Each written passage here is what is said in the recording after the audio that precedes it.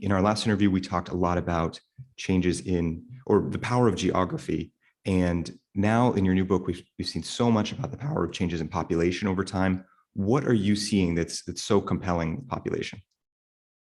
Sure. So at the end of World War II, when globalization started, the countries that we now know as the advanced world started advancing to become what we now know. They started to industrialize in a very big way in the 50s and the early 60s in particular. And in that process, people started to move off of the farm into higher value added jobs. Industrialized inputs such as fertilizers and fuels were making it in the countryside. That meant you could grow more food with fewer people. Those people were freed up to move to the town where the new manufacturing jobs were. And that generated the pattern that held true until very recently. Because first we did it with the advanced world, then the advanced developing world, and then poorer parts of the developing world in three distinct phases.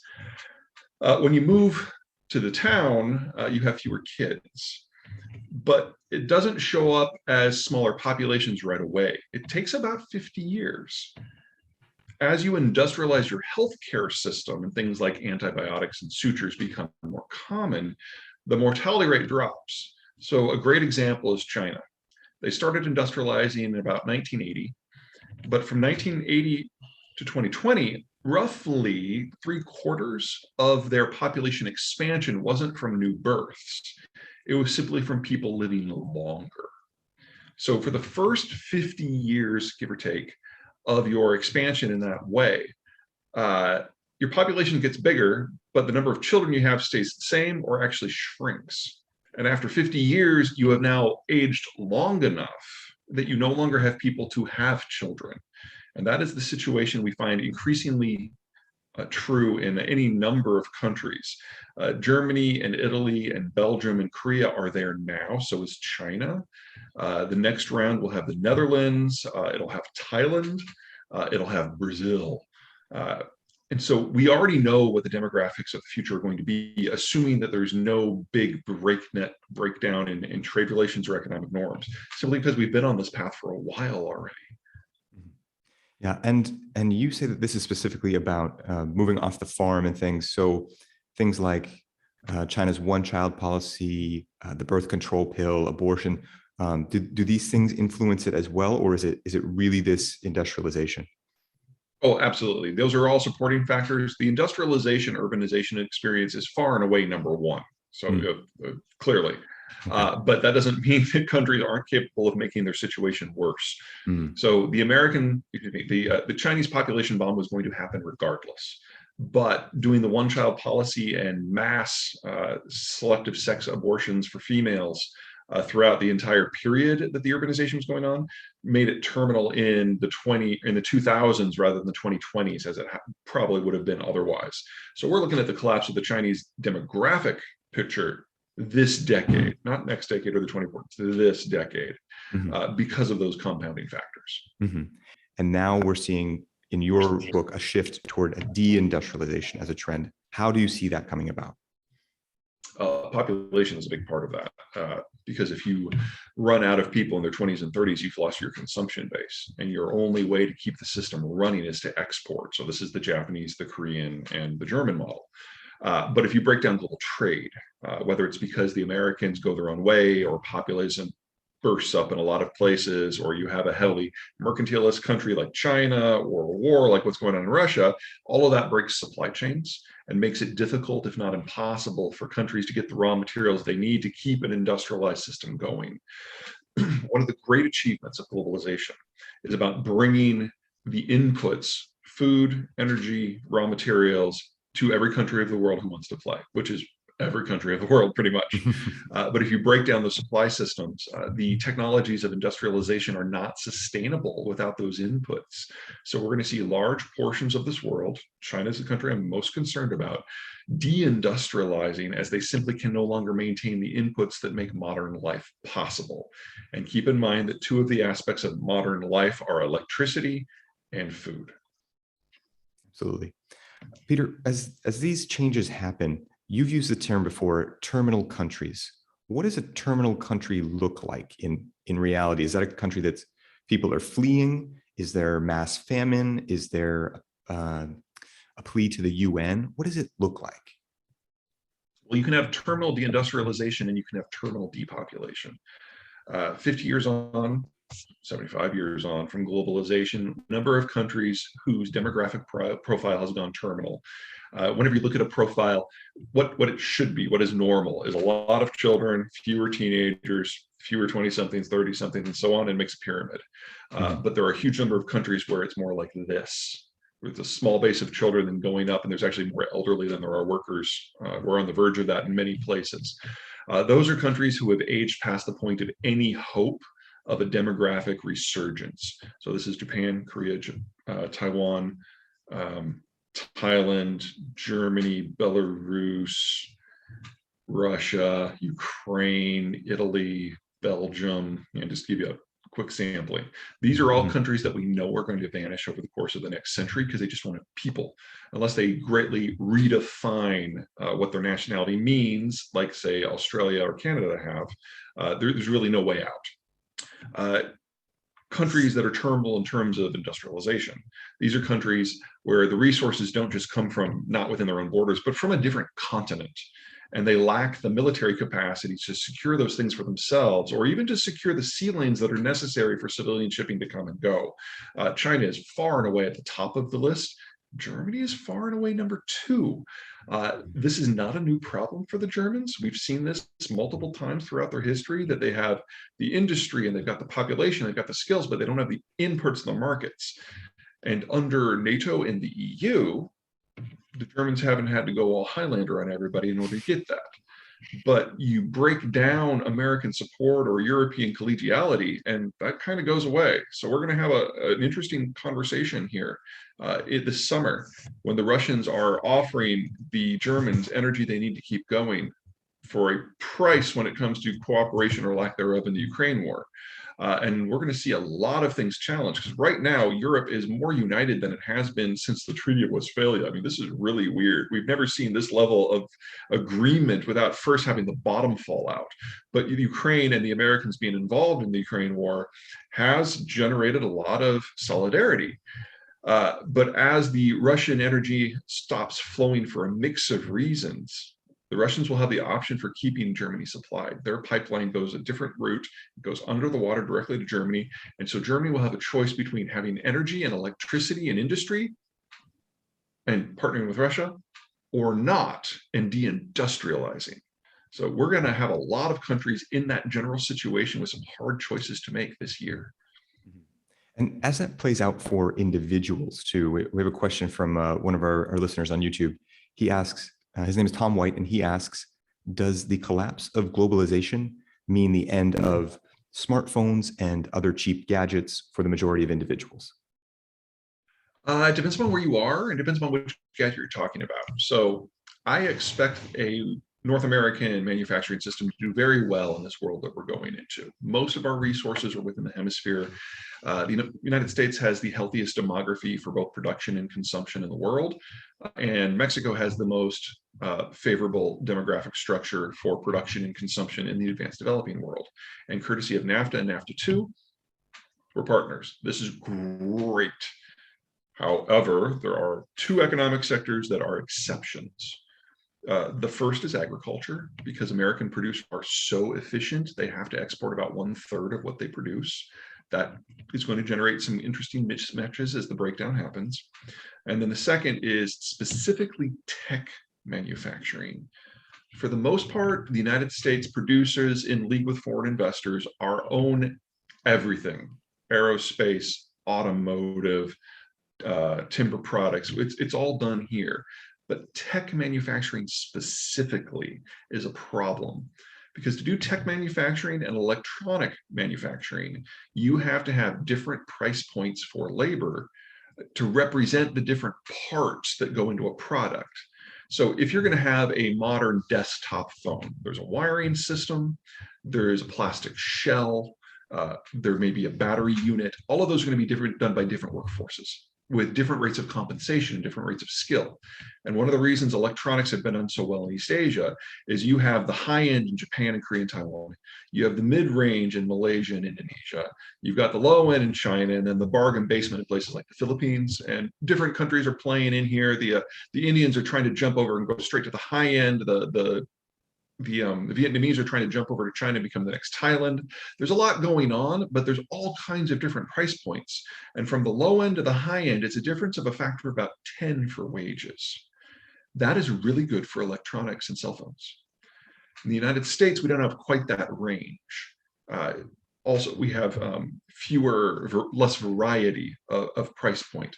So when you're looking at electronics, that's a Southeast Asian issue. And that probably can be recreated in the US-Mexico border region, especially with a little bit of help from Colombia. But cell phones, oh, we make the high-end chips in the United States still, but all the other stuff is China-centric or Korea-centric. So Korea is one of the countries that's going to face the greatest challenges in the world to come. And if it was anyone else but Korea, I would say they're doomed. But the Koreans have a tendency to completely reinvent everything about their culture every 20, 30 years or so. And I don't want to bet against the Koreans. I don't know how they're going to do it, but they will probably do kind of what the European automakers have done and just put a huge amount of foreign direct investment in the United States, particularly in the South, and somehow make that work. One advantage of cell phones is they're a high enough value-added product that you can fly them. And that opens up some horizons that might not have been there otherwise. But Apple is so screwed. Apple, every time something has gone wrong in China or with Chinese-American relations, Apple has gone the other direction. They've never diversified. They keep concentrating more and more on a China-centric system. And they are now the global company most exposed to a China crack. They've taken no intermediate steps to mitigate the problems that are coming. So I can see the entire Apple ecosystem just disappearing for 4 or 5 years until such time as the supply chain can be rebuilt somewhere else. And that means if you have an Apple iPhone, I hope you like it. And I hope you don't think you're going to get another one anytime soon, because it's just not going to happen. This next release is probably going to be the last one for 5 years. It's amazing to hear you say this. And I think before I read your books, I couldn't have believed it. But the things that you speak about are so hard and fast. It's geography, it's demographics. Like you've said, it takes 18 years to make an 18-year-old, and you can't argue against that. But for people who are maybe— Can't speed that up either. Right, right.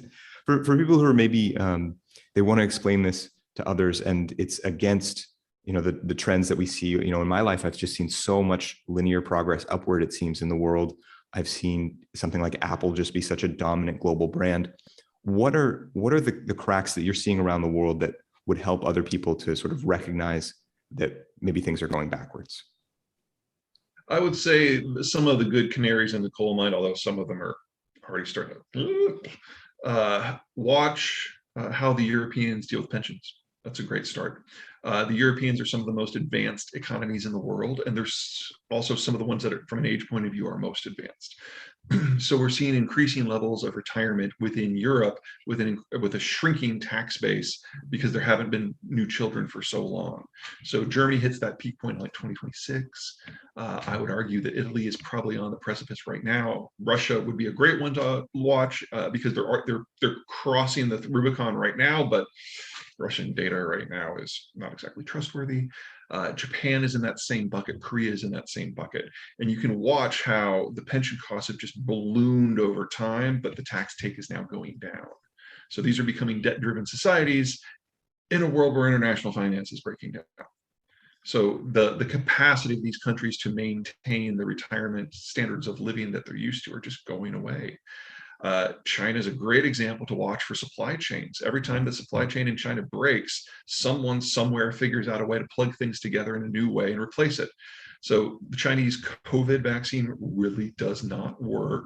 And we're now facing an environment where the Chinese are forced to lock down because it's the only tool they have.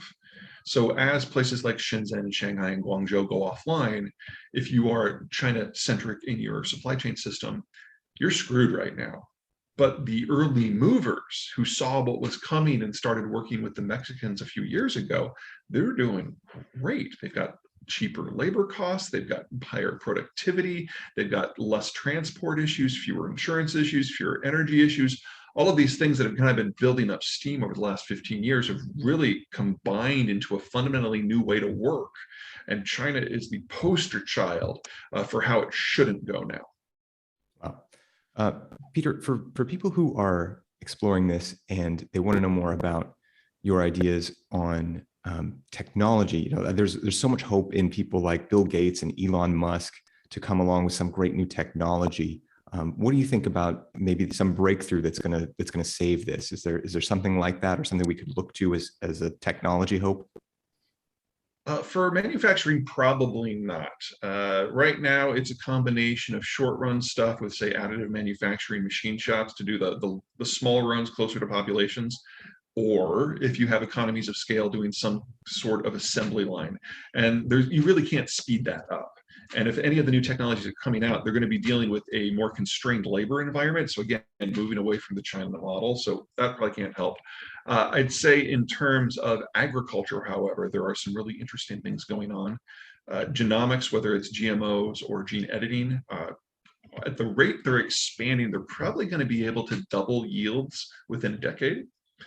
And if you combine digital recognition, facial recognition for people, you can now do that for plants. And so a combine with a specific set of tanks on it and cameras can take photos of each individual plant, decide if it's a weed or a crop, decide if it needs fertilizer or pesticide, and in one run, hit everything.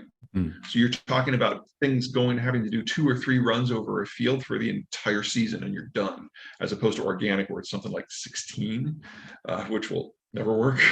But you combine those two, and assuming you can apply the inputs, assuming you can afford them and finance them, which is going to limit the number of places it can be done, to a lot of advanced countries with large row crop fields, you're talking about being able to increase yields by 250% before 2035. That's really impressive. We've never had that kind of expansion in yield growth.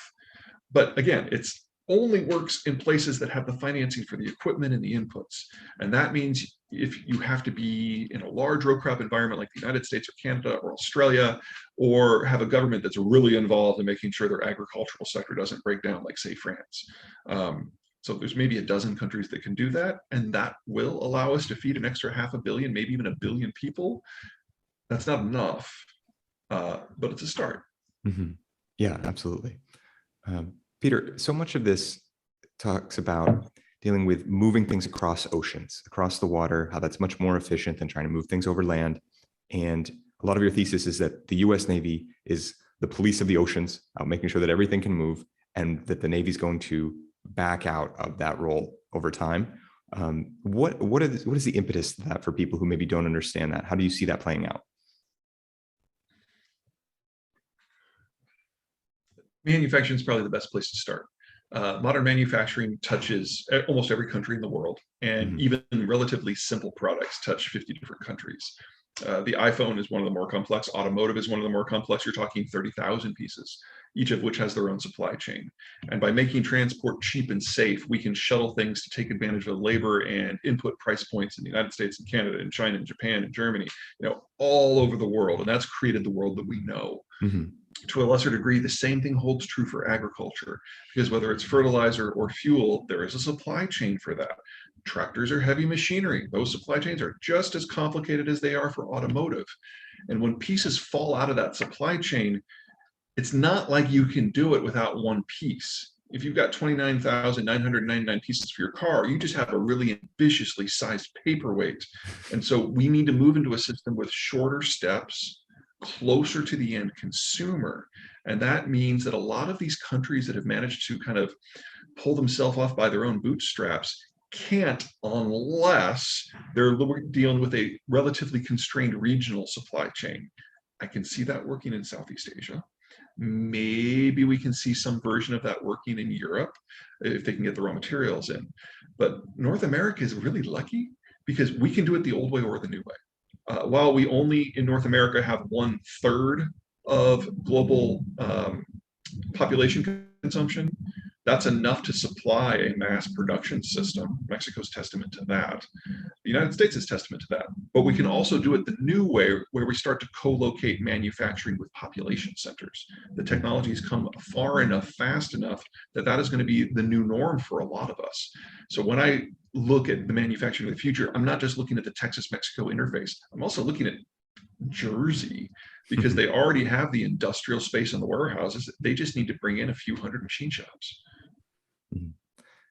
Peter, with hope for green technology, in your newest book, The End of the World is Just the Beginning, you point to a lot of things that people maybe aren't aware of with green tech and maybe some vulnerabilities of it.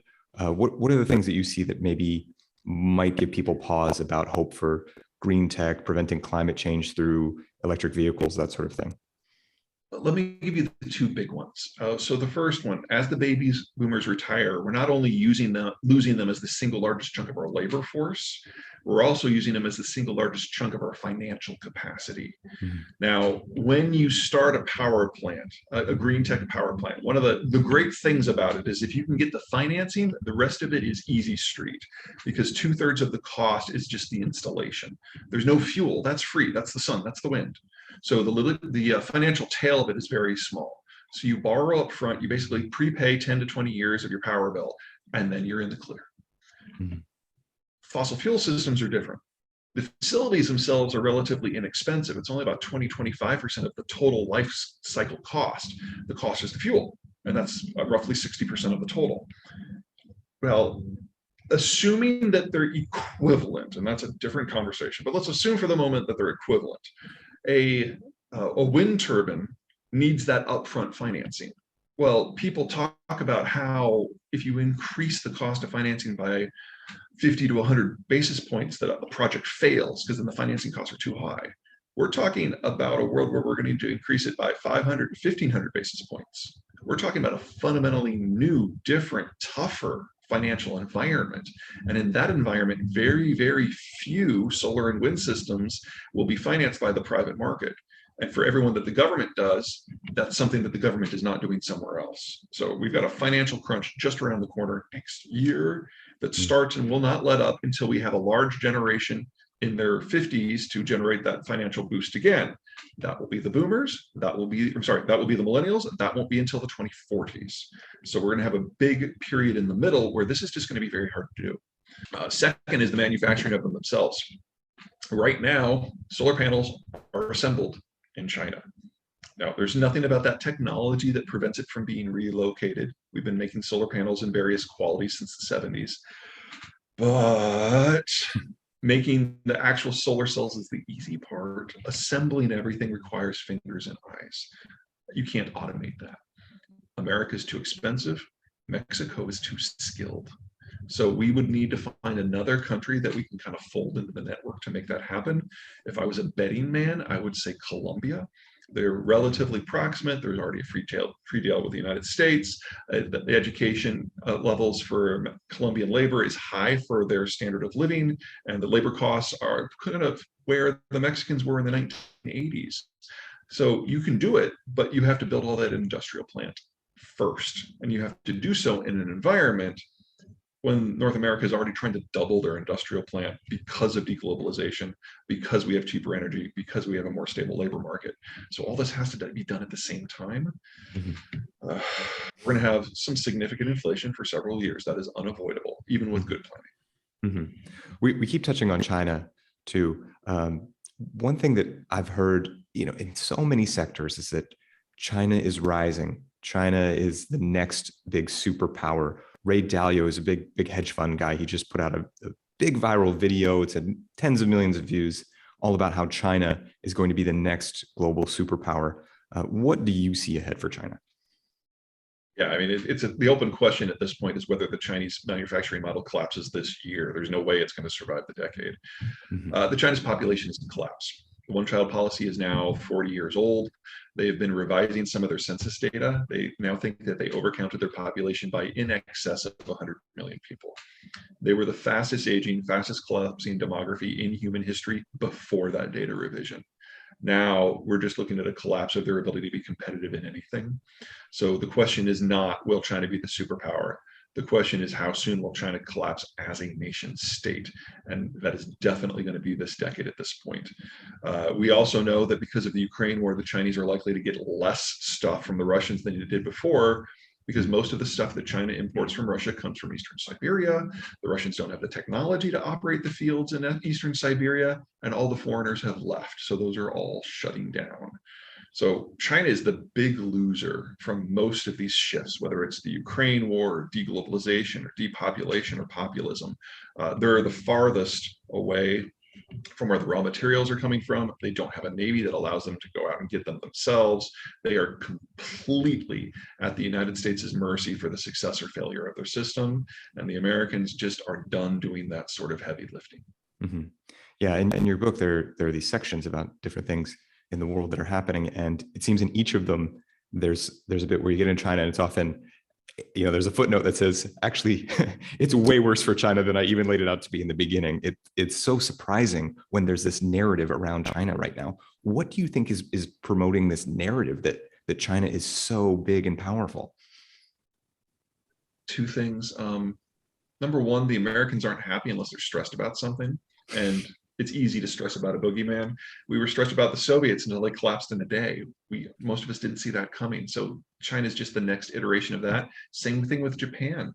Also, we've had the perfect environment for the Chinese for the last 50 years, especially in the post-Cold War system, where the United States was holding up the ceiling of globalization and maintaining market openness without a cost. And so a lot of countries, whether it's in Europe or Asia, have really done well in that environment, but it's all dependent on the United States continuing to do that. And we're not anymore. And let me give you a third one real quick that's not demography and not manufacturing.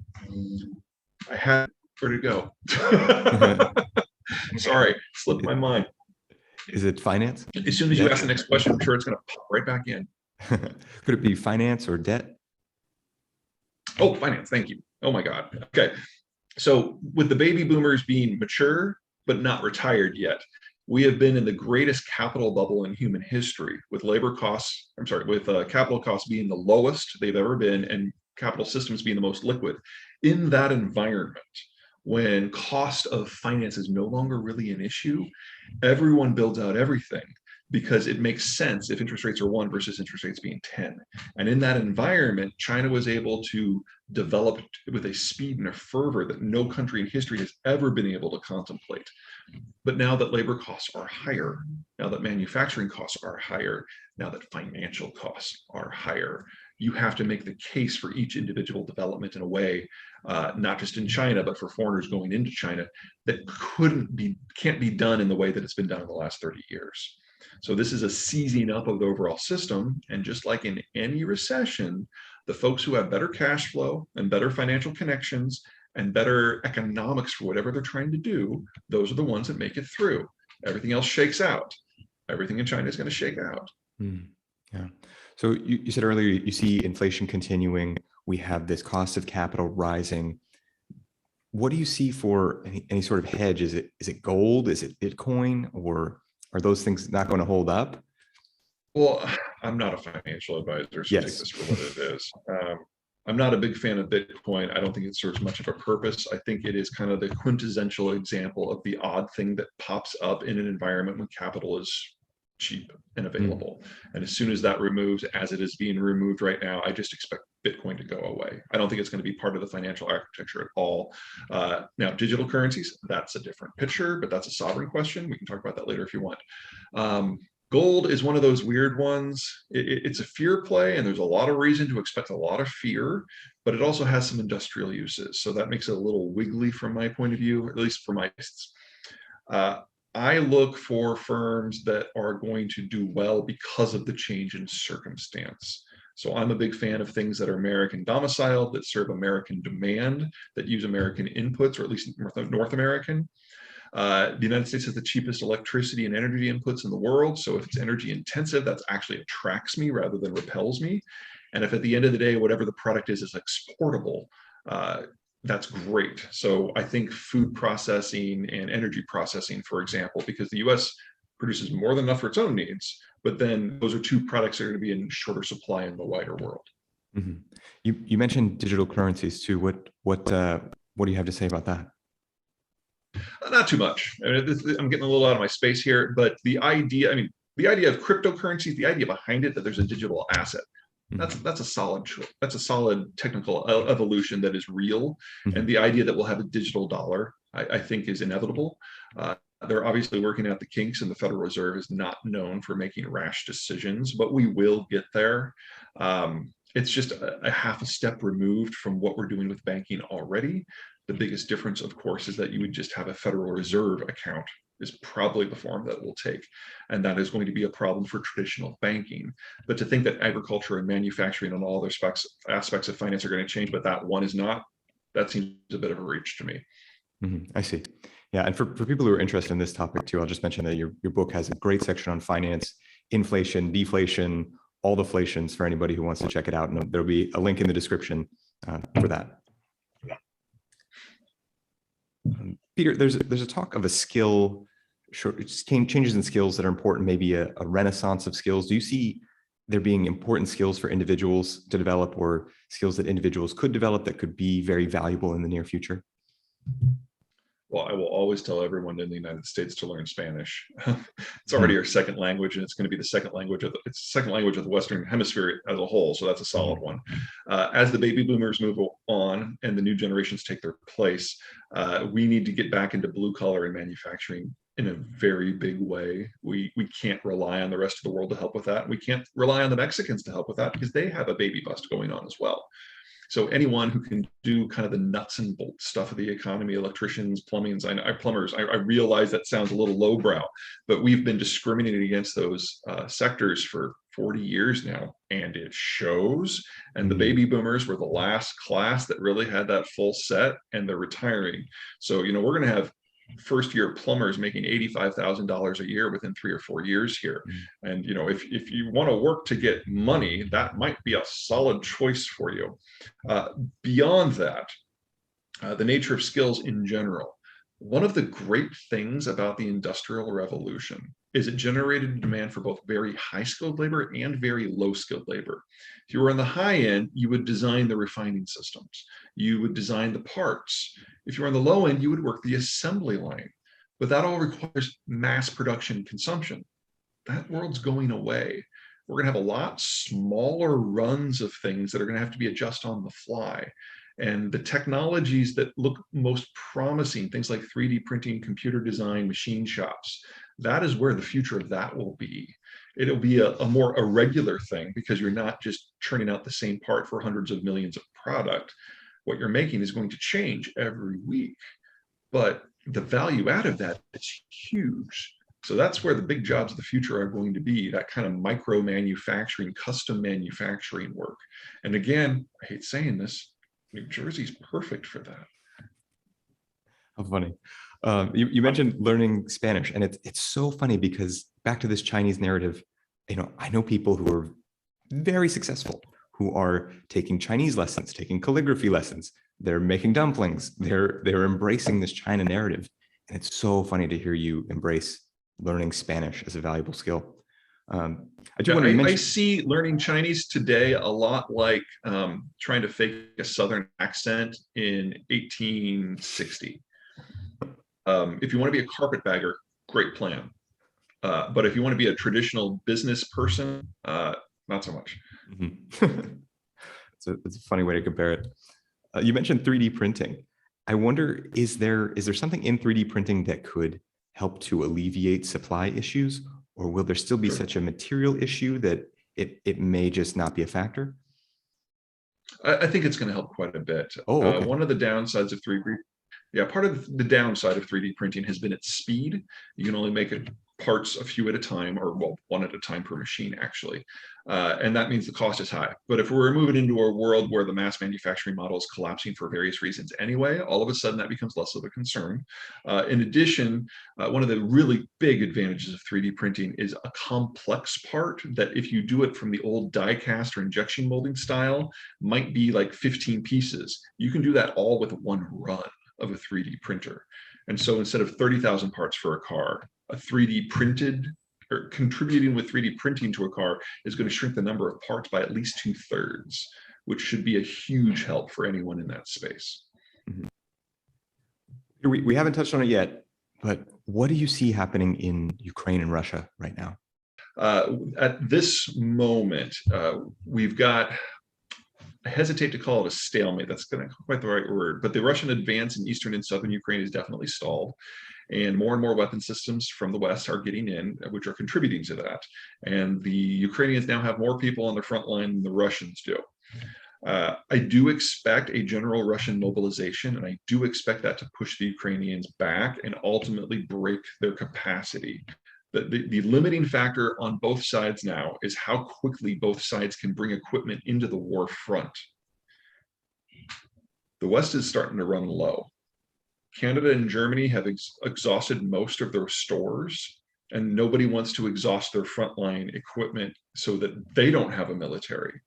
And building out supply chains in peacetime for this sort of stuff has always been a hard carry. So like Raytheon can only produce about 2,000 Javelin missiles a year.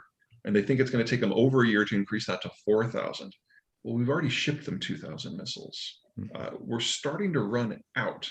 We're not there yet. And there are some new systems like the howitzers with the Excalibur rounds that are potentially game changing. So I don't want to be overly pessimistic for the Ukrainians here. But the Russians have a lot more stuff stashed. And if this turns into a war of attrition, the Russians have a lot more people too. So the challenge will be to get precision guided munitions, whether that's going to have to be ground up, it's going to have to be artillery, in with good intelligence so you can decapitate each individual unit. And those systems are already there. We're already seeing some of that in the Donbass. That precision guided versus mass assault, it's the old Sparta versus Athens, or just in a different context. We'll see. Historically, the mass side tends to win this sort of conflict. So perhaps a war of attrition here. If it's a war of attrition, it's Russia's to lose. I see. Ukraine doesn't have the population, and the inflow of weapons is probably as good right now as it's going to be. And for those who haven't read your first book, The Accidental Superpower, came out back in 2014, and you pegged it by 2022 we would see something like this, and here we are. In your perspective, what were the factors that led up to this? Two big pieces. The first is geographic. The Russian space is bordered by a lot of mountains and a lot of deserts, but there's a lot of gaps between them. And so the Russians feel they need to concentrate forces in those gaps. There's 9 of them. There's 2 on the other side of Ukraine. So Ukraine's just the start of getting to those gaps. The problem is that the people of those gaps, in cases of 7 of the 9, they're not Russian. So the Russians have to conquer countries in order to concentrate forces. So that's the why. The why now is demographic. The Russian population started collapsing post-Cold War. Their birth rate halved and their death rate doubled. So this is really the last generation that can field an army and attempt this. If they didn't do this now, the next time there was a war and someone did come through one of those gaps, the Russians would have a small army to defend a huge frontier, and they couldn't pull it off. So they've got to plug those gaps now if they're going to survive to the second half of this century. What, if any, advantages do you see for Ukraine, or what triggers might they pull that could help them in this situation? Well, the Ukrainians have definitely outperformed, and the Russians have absolutely underperformed. We saw a policy change in most of the Western capitals at the start of the 3rd week of the war, when it became apparent that the Ukrainians actually might be able to hang in there. Everyone was kind of preparing for what would it mean when the Russians were on NATO's border, the entire frontier. This is going to sound a little depressing, but they're doing everything they can right now. They're learning the new weapon systems as quickly as they can. They're making it count. They've developed a fantastic human intelligence network in the occupied territories and even in Russia. I'm spitballing here because I don't know this for sure, but there are a lot of really suspicious fires at industrial military facilities throughout Western Russia, and have been for a month. The Russians, this may be nothing more than the fact that Western techs are gone, and the Russians are not really good at safety. But this is a lot of fires in a lot of places that are really sensitive. It feels like there's something else going on. And the Ukrainians are the ones who could pull that off. They're also destroying their own physical infrastructure to stymie Russian advances. And then if you add in the Excalibur rounds and the howitzers, they can start decapitating Russian forces. They're doing all of these things to a degree that I would have never guessed was possible 10 weeks ago when the war started. I don't think anybody was predicting this. I don't know if it's going to be enough, because once the Russians do a regular mobilization, and instead of 200,000 troops, they have 2 million troops in theater, that's a very different picture. Mm-hmm. Yeah. If Russia takes Ukraine, what do you see as the next step for Russia?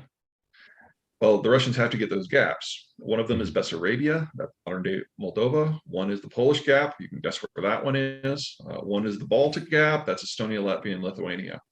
So once the Russians are done with Ukraine, once it's pacified to their satisfaction, they will push on and there will be a direct NATO-Russian confrontation. What we know now, though, is that the Russians are not all that when it comes to war.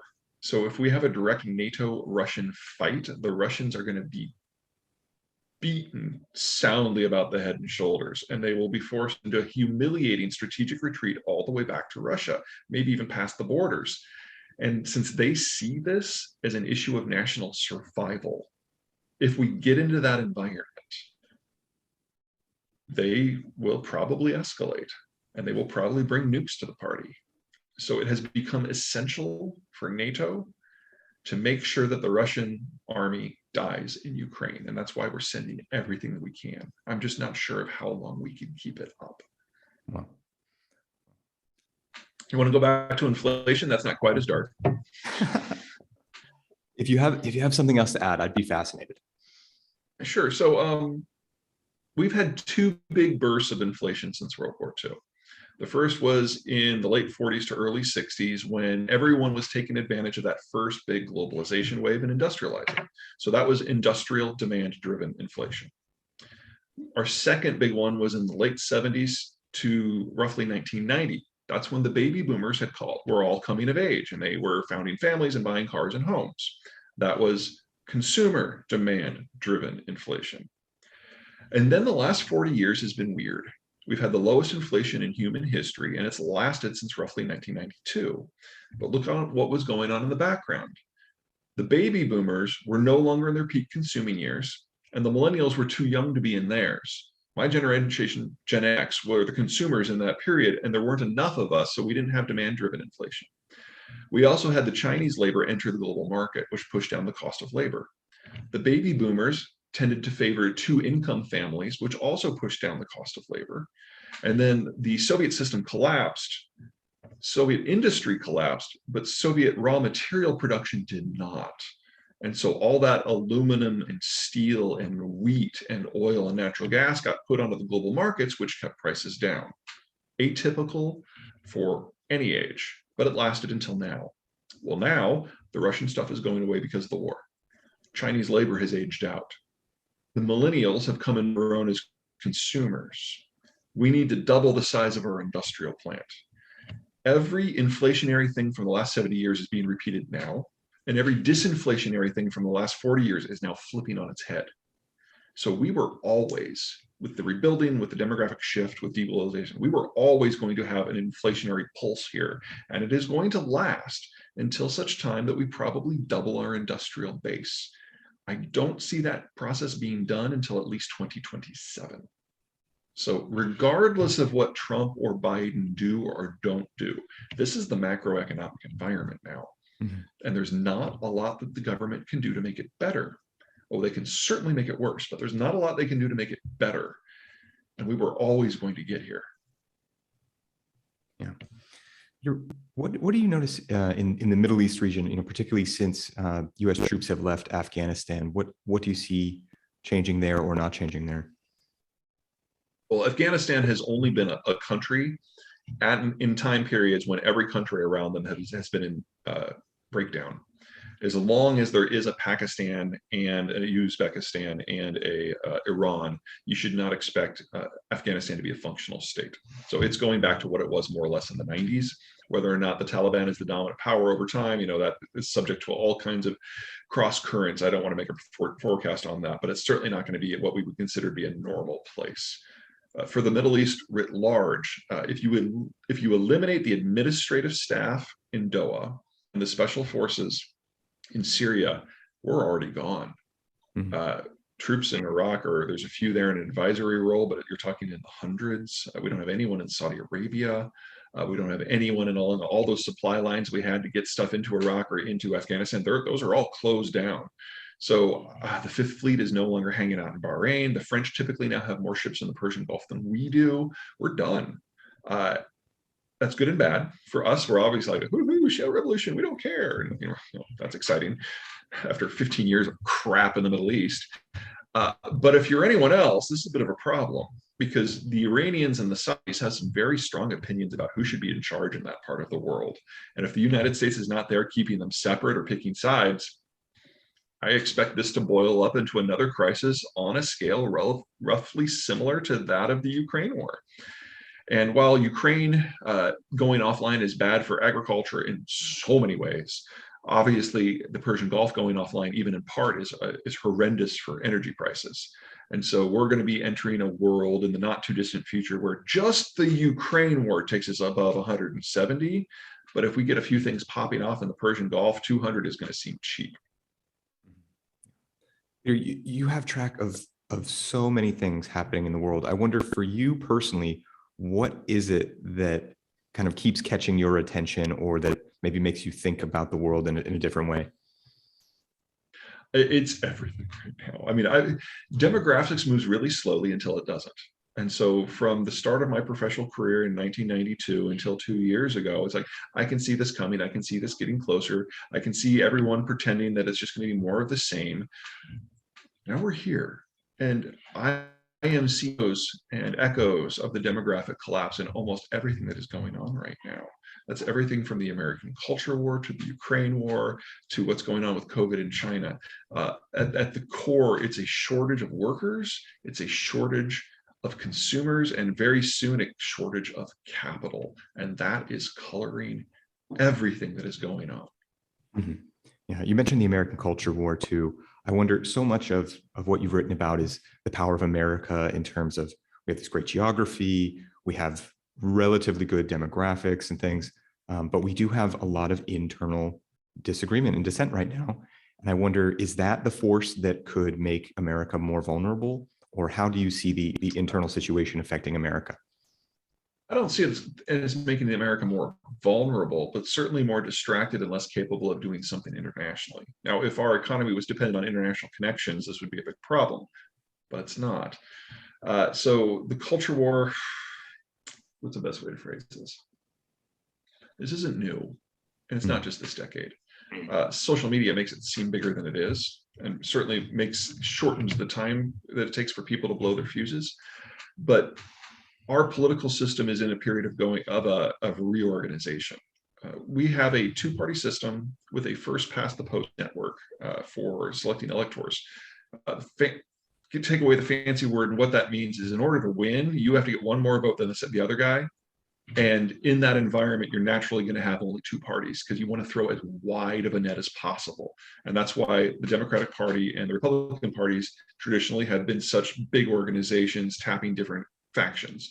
So like on the Democratic side, you've got minorities, you've got college professors, you've got urban dwellers, you've got single women. These groups don't have a lot in common on the surface, but the Democrats have built them into an electoral alliance that has the single largest chunk of votership in America.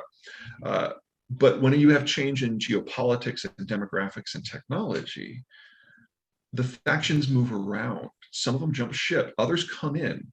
And if you look at the last 30 years, we've had the end of the Cold War, we've had the rise of uber globalization, now the collapse of globalization, we've had the baby boomers be the primary consumers, and now they're moving into mass retirement. Of course, this was a time when the factions were going to move, and Trump is representative of that.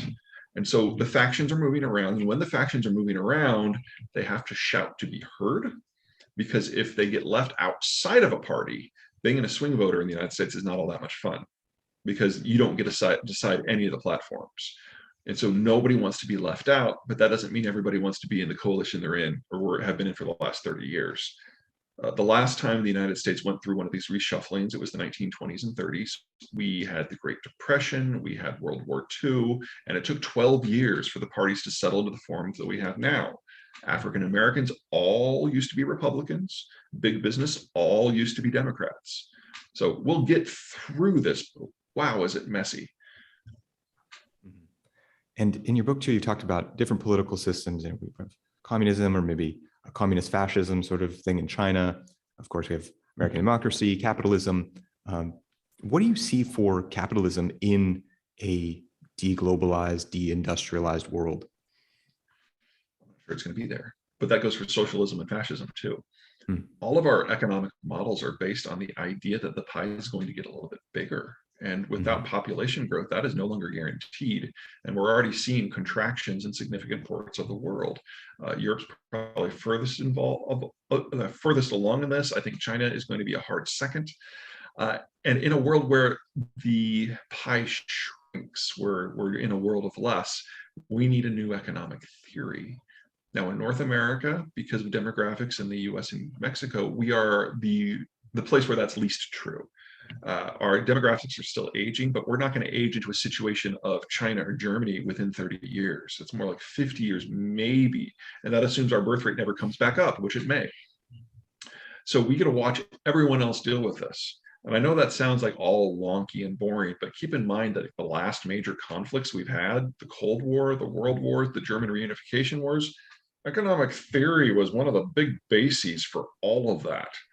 And to think that everyone in the world is just going to figure out what the next thing is 500 years after this thing on their first try, I'm not that optimistic. The how you manage an economy determines who is who in your society, and that is worth fighting for.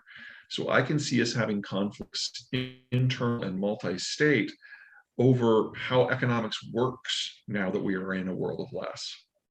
Yeah. Well, for people who want to know more about all this, Peter, before I ask my last question, where should people look for you online? Sure. So the website is zeihan.com. That's where you can sign up for the newsletter. It is free. It will always be free. And we're doing all kinds of things right now because of the Ukraine war. And then, of course, the new book drops in June, and its title is The End of the World is Just the Beginning. Great. And we'll put links to all that in the description for everyone who's listening. And Peter, my final question is, for individual Americans who are getting ready to ride this out, what advice do you have for them to get prepared? We all need to get used to a faster pace of change, but ultimately, what is going to allow us to get through this is building out that industrial plant. So one of the things that I'm really impressed by the United States' capacity to do is not at the national level, it's at the state and local level, of cities taking their futures into their own hands and going out and finding their own investors, or building their own infrastructure, or partnering with other cities and other states. We have a great record of doing that in the United States, and the communities that are better at doing that are the ones who are going to be able to write the future. Excellent. Well, Peter, thank you so much for joining me today. Hey everybody, I'm Brad Carr. Thanks for watching this interview with Peter Zeihan. To help me get more great guests like this on the show, be sure to subscribe and hit the notification bell.